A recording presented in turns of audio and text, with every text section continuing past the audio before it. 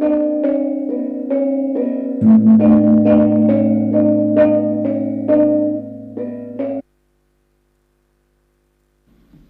All India Radio Imphal medium wave meters athum somli point pakhat kilohertz ri somrit panile FM megahertz pathum point pangain thoka hungin su Hmar program ani Vaisun chanchin tharpung ngei ta ngai thlatu hain pathirin pakna hla in hung thlang hai ngai thlang na neiti ei hun masataka rultin kung purul te in isak akut pha ropui sunga ti hla longai thlangai ta hilangai nu ma hung thlang tu hai sakordaya in thok salanunga te jinam velia in thok zoram thang sang chal hai sung nulambulen in fala in thok sim thar lung trau parmoi lal sung le chong parmoi hain an hung thlang le kangreng dora in thok laram moi khazol in hung thlang longai thlangai ti akut pha ropui sunga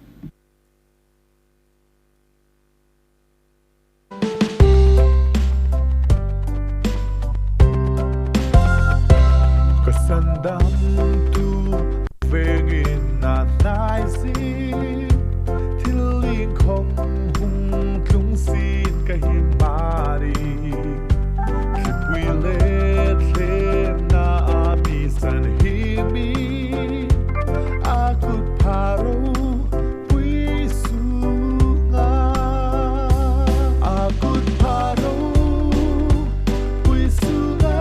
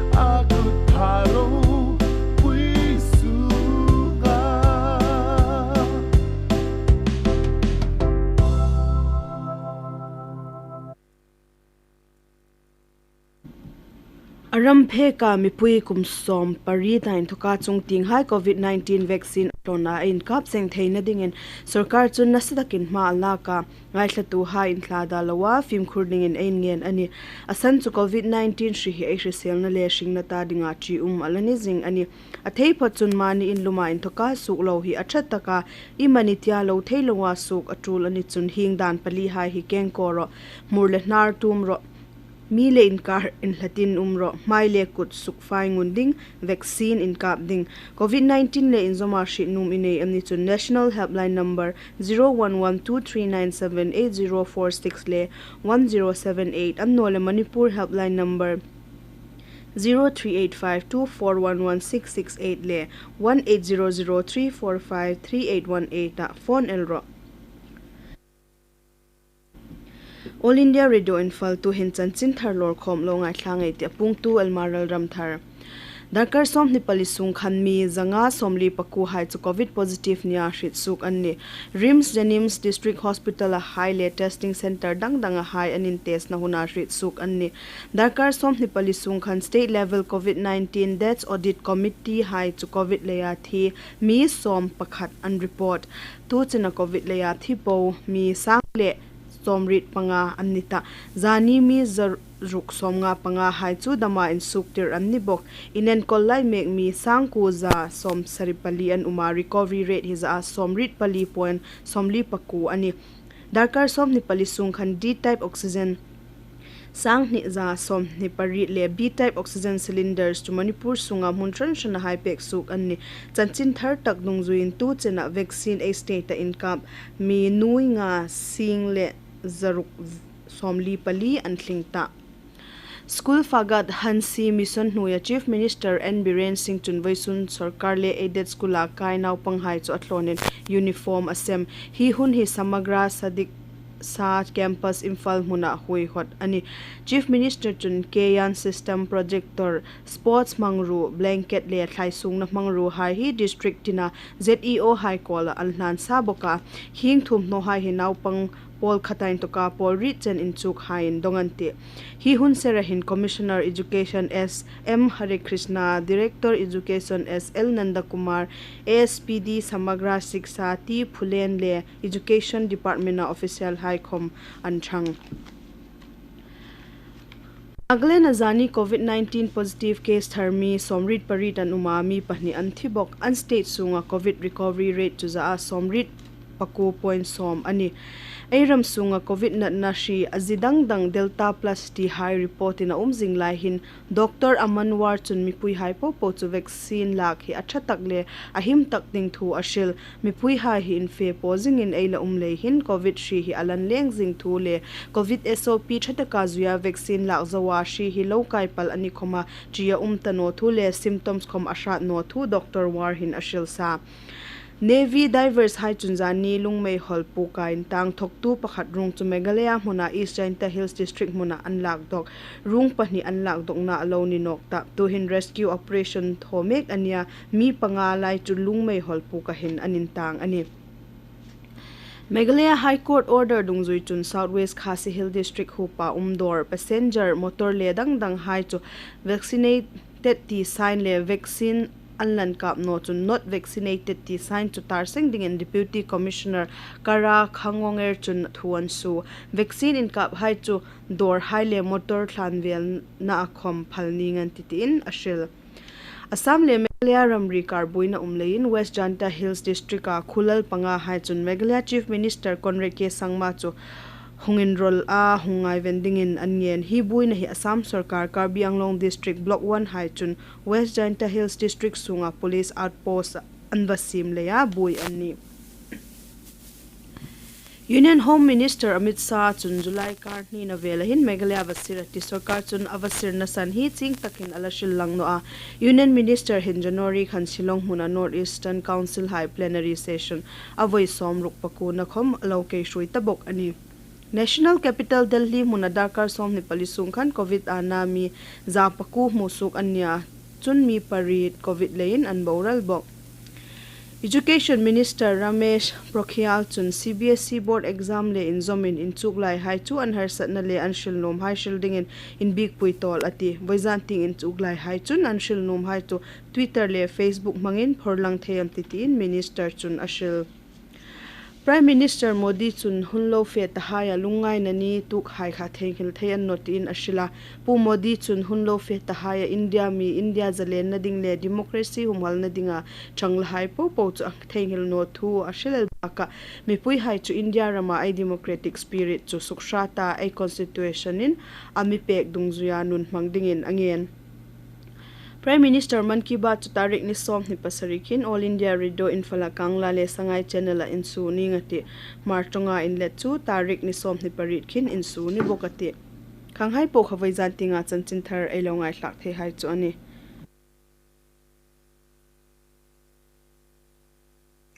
K. Reverend Dr. Lalramthar Somate, Principal Evangelical College of Theology Le, Moderator Evangelical Assembly Church hin in reng in mangai na chibai ka hung bu cheu voisun chenin eiram le khovel pumpui COVID-19 trileng lein alabui mek zinga COVID-19 trileng hi alatop no Adam na ding dam doi sim su ka ni ma chu phim khur taka in veng hi athatak ani hi rileng laka I him thei na dingin midanga in thok fitrup beka hla a umla ikut sop phai jingla tuli suk phachun mas bun jingel ro imanitia in khulle khosik neya ithu ka harsa view chun athang puiding che in number pakhat bil pasari panga 1075 a phone el ro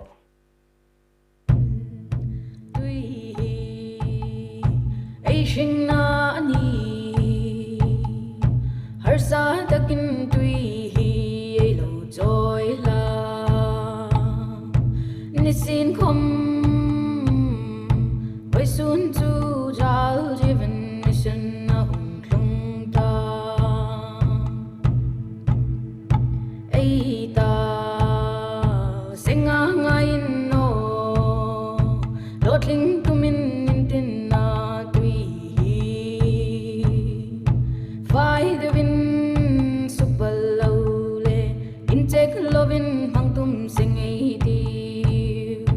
jal jivan mission na hung klung ta oh jal jivan mission na hung klung intina tui hi vai the win super lowle in take loving hangtum sing ai di Tlatlang lo ngai zom no keita EFCI choir high na din sak iro puinan kasip zoti hla lo ngai tlangai ti hi hlangai nu ma hung thlang tu hai Churchanpur sanvenga in thok thangro sang tulbunga in thok David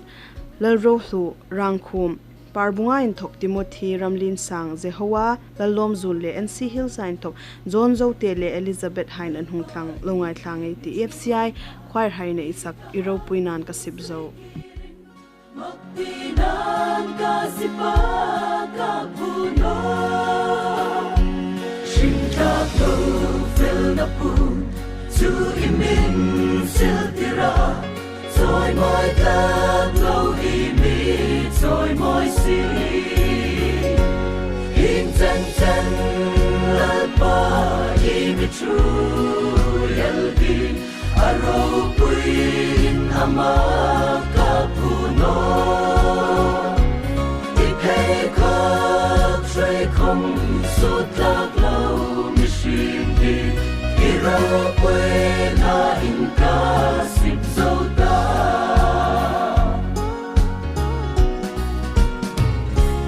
Mi duin dung mi busi Tuk tana lang zau hi Olal pa nam zungi long loma Kovel zung alengin Sang mi vung quy ring tag le bel tag pi vani nge in ten ten na pa I me tru yelbi aro queen ama kapuno ikhe ko tre kom sut lag lo mi shim pi iro buena in kasip zota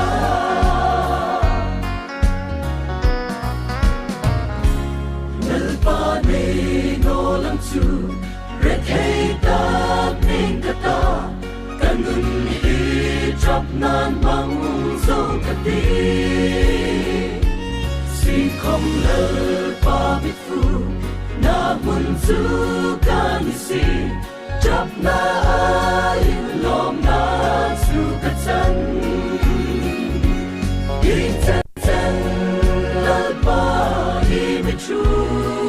yelgi Aro queen ama kapuno Ipe ka tre kom sut lag lo mishim di Ira buena in kasip zota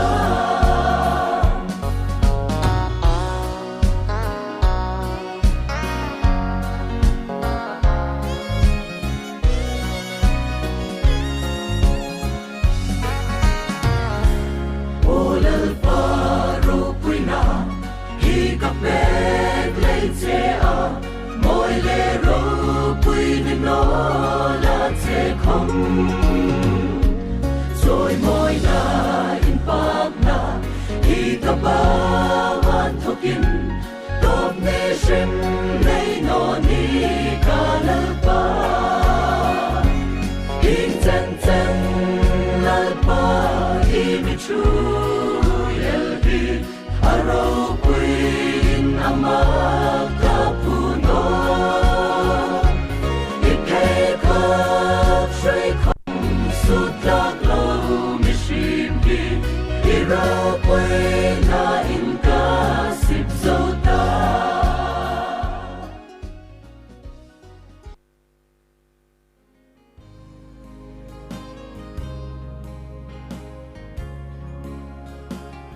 Lalpar zo ina isak ramin hning lo ti hla longai thano keita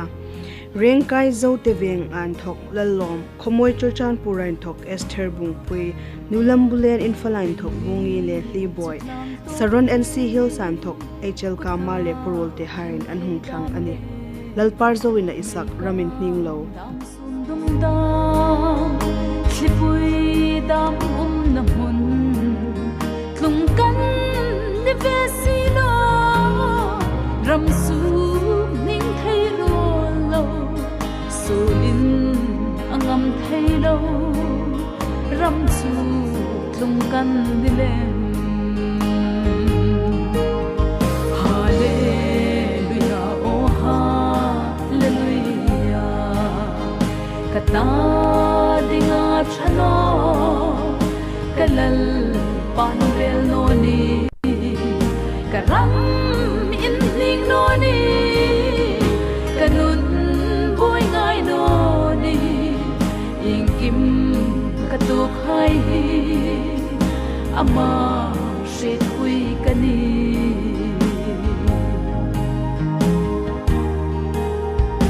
imi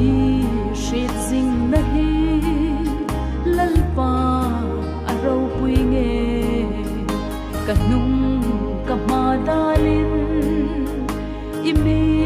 lo chel sing mo katra among ni kalung a oyani lom na thar remin limin zai vol kati hallelujah oh hallelujah kata dinga chano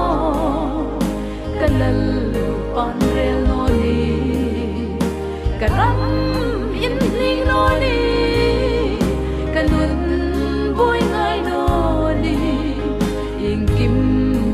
tuk hai ama shin hui kani